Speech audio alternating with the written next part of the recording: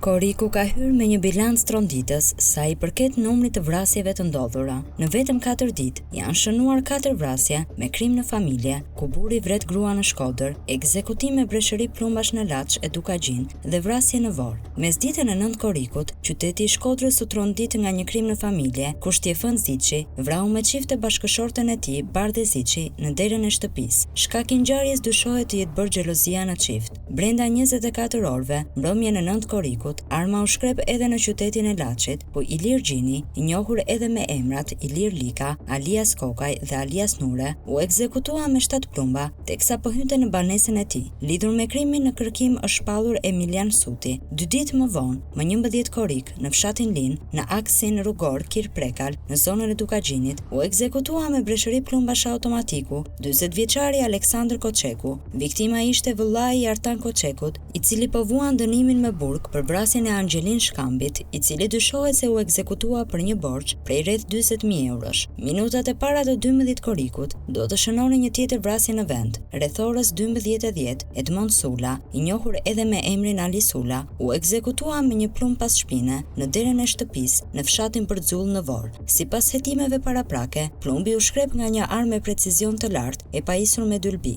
Hetimet pritet të zbardhin motivet dhe autorët e këtyre ngjarjeve, ndërsa shqetësimi për siguri mbetet i lartë.